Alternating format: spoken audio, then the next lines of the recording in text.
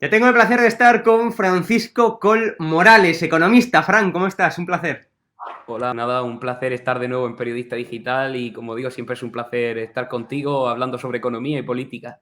Totalmente. Bueno, salía el gobierno de Pedro Sánchez otro día diciendo que hemos derogado la reforma laboral, hemos acabado con la reforma laboral, ¿no? Claro, y yo luego me puse a ver realmente qué cambios habían producido en esa reforma laboral para saber qué comentar, para saber si es cierto o era mentira lo que están diciendo, y es que yo realmente, Fran, no veo demás, vamos, hay diferencias evidentemente, pero no para decir que se ha derogado la reforma laboral. De hecho, la base, como tal y como dice la COE, se mantiene. Efectivamente, de hecho, como sabes, Hugo, yo siempre digo que en economía todas las respuestas parten de un depende, ¿no? En este Total. sentido, cuando estuvimos anteriormente, te hacía varias lecturas sobre la economía y sobre la Sí. reforma laboral, pues efectivamente tenemos varias lecturas. Lo que tenemos que hablar es más bien de un reajuste. Lo que estamos atendiendo en estos momentos es un reajuste de la reforma laboral impulsada en su día en 2012 por el Partido Popular y la Unión Europea, Mm. y este reajuste pues toca, por así decirlo, algunos pilares básicos de esta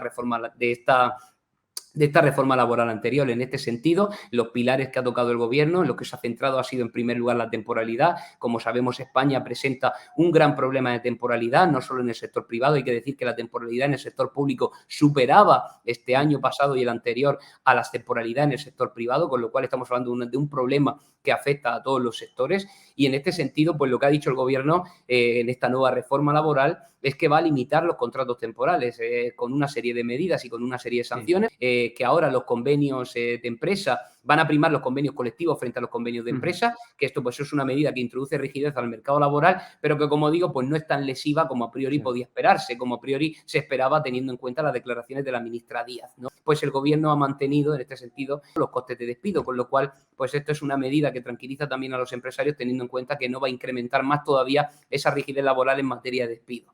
Y en cuarto lugar, y por último, pues es el mecanismo de los ERTES, pues estos ERTES estuvieran incluidos como un mecanismo permanente para que las empresas pudieran ajustarse en situación de crisis. Una reforma laboral bastante descafeinada, como digo, no es Claro. una reforma laboral que tenga que preocuparse la gente, puesto que a mí, como digo, también hay que destacar, hablamos de una reforma laboral en la que ha habido acuerdo entre agentes sociales y en este sentido el Sí. gobierno, y que este acuerdo pues genera certidumbre en un momento de excepcional incertidumbre como el actual. Un reajuste laboral que no Ujú. reforma y mucho menos derogación.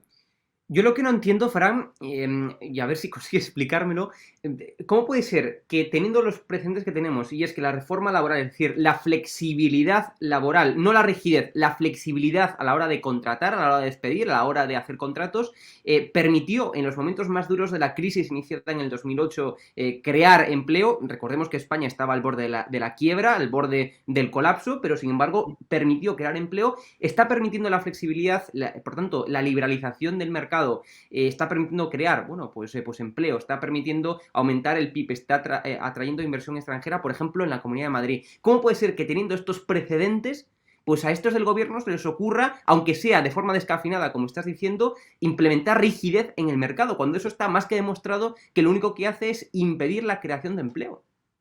Pues efectivamente, nosotros atendemos a la reforma laboral de 2012, lo que nos Sí. dicen los datos y nos lo dice el propio BBVA Research, que es el servicio de estudios de BBVA, es que la reforma laboral de 2012 y su aplicación durante épocas de crisis, pues nos llevó a evitar la destrucción de 1,5 millones de empleados. Efectivamente, Claro. esta mayor flexibilidad en el mercado laboral, si hacemos la lectura como debe hacerse, pues efectivamente evitó que se destruyeran 1,5 millones de empleos. Pero por otro lado, y es que cuando introducimos flexibilidad en el mercado laboral, probablemente es verdad que se crean más empleos, pero de esa misma forma, el empleo que se crea es cierto que es más precario. Con lo cual, Mm. en tanto en cuanto nuestro mercado laboral se va dinamizando y va generando empleo, nosotros tenemos que ir aplicando mecanismos para hacer que ese empleo pues sea menos precario y sea más estable, en este sentido, Mm. con contratos indefinidos. En eso está trabajando el gobierno. Como yo digo, pues efectivamente es una reforma laboral, o España precisa una reforma laboral para empezar a crear empleo de calidad. Pero como tú bien dices, Hugo, en un escenario en el cual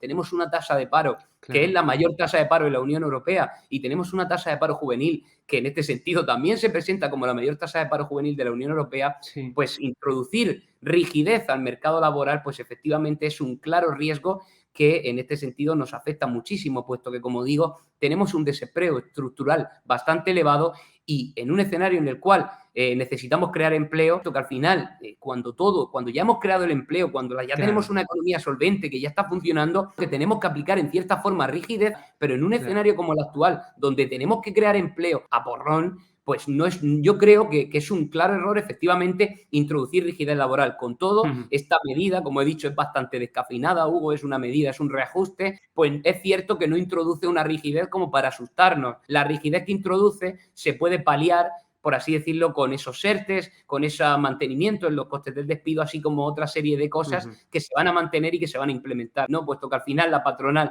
ha visto que es una reforma bastante, por así decirlo, bastante leve y en este sentido pues ha permitido que salga adelante. Fran, tenemos que hablar ahora de la inflación. Tú estabas comentando que tenemos un desempleo, tanto el general como sobre todo el desempleo juvenil, bueno, pues que está por las nubes. Pero también la inflación está por las nubes, ¿no? Y esto lo sienten los españoles cada vez que van a hacer la compra, o echar gasolina digamos, o a dejar dinero en cualquier parte. Notan que la vida es más cara, ese impuesto de los pobres, que es la inflación, pues es acusado y por tanto, bueno, pues que ellos ganan lo mismo y tienen que gastar más. Esto, claro, va a repercutir en que tengamos una factura de, o mejor dicho, la factura de la luz exagerada también causa de esa inflación, sobre todo de la subyacente, y además también el tema del gas. Vamos a pasar un invierno, Fran, bueno, es que hay que vender un riñón antes para poder pagar el gas y la factura de la luz.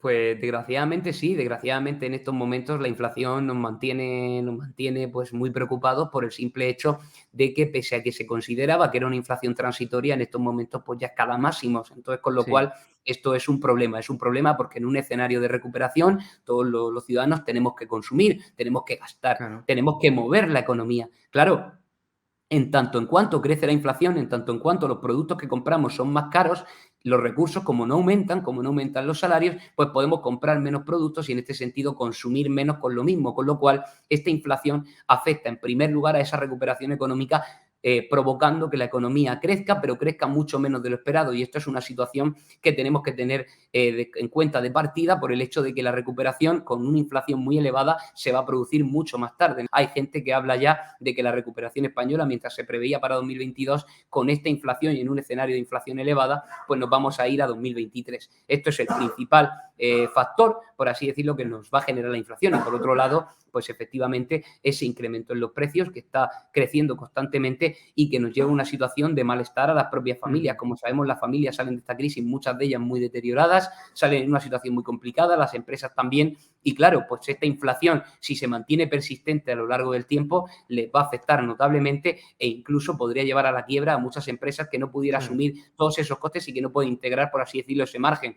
Es una situación complicada, pero con todo hay que decir que los bancos centrales, de los cuales se supone que son independientes y en este sentido no muestran tinte político, sabemos que no, las palomas monetarias y los halcones monetarios es la mera muestra que al final muestran, hay un tinte político detrás de ellos y lo sabemos, pero bueno, los bancos centrales que dicen ser independientes en estos momentos pues ya han comenzado, por así decirlo, a anunciar posibles retiradas de estímulos, con lo cual... El tapering, ¿no? El tapering, Sí, el conocido efectivamente, como tapering. el tapering, que no es más que esa retirada de las ayudas de emergencias que se ha hecho, esa paralización en la compra de activos que hace el Banco Central Europeo, que es la forma que transfiere la política monetaria. Al final, un banco central no puede prestar dinero de forma directa a los gobiernos. ¿Cómo lo hacen? El gobierno emite deuda, los bancos centrales compran esa deuda y le prestan el dinero. Esa es la forma que es la que se transfiere el dinero en la política monetaria. Lo que están haciendo los bancos centrales es dejar de inyectar, dejar de comprar tanta deuda a los países y relajar la política monetaria. Esto, el principal efecto que tiene es que va a reducir la inflación y eso nos va, por así decirlo, nos va a relajar la situación. Pero, como sabemos, pues estas mismas políticas que, por así decirlo, desalimentan la inflación, de la misma forma también desalimentan el crecimiento económico. Nos metemos en una situación complicada en la cual, pues aunque vamos a conseguir frenar la inflación, o eso se espera, también vamos a frenar el crecimiento económico y veremos a ver finalmente cómo nos vamos a recuperar en una situación complicada. Con todo, yo espero que esta inflación sea transitoria, que en los próximos meses podamos ver cómo estos precios van bajando. Si no bajan estos precios y tenemos que seguir combatiendo la inflación, finalmente vamos a tener una situación en la que no va a existir inflación, pero sí va a existir estancamiento. Y en un momento en el que la economía se recupera, un estancamiento no podemos permitirnoslo. A los casi 30 organismos, tanto a nivel nacional como a nivel internacional, que tiraron por tierra, que echaron abajo las cuentas falsas, las previsiones de crecimiento falsas del gobierno de Pedro Sánchez, pues esto se le suma un ranking publicado por el prestigioso medio de información económica británico The Economist, en donde ponía de manifiesto que España es el país que menos está creciendo de toda la OCDE, ya no de nuestro entorno económico, sino de toda la OCDE, que son, para que la audiencia lo sepa, son países a nivel internacional, no solamente es nuestro entorno europeo, son países de todo el mundo, ¿no? Pues España está abajo de todo, en la cola de todo, en cuanto al crecimiento económico.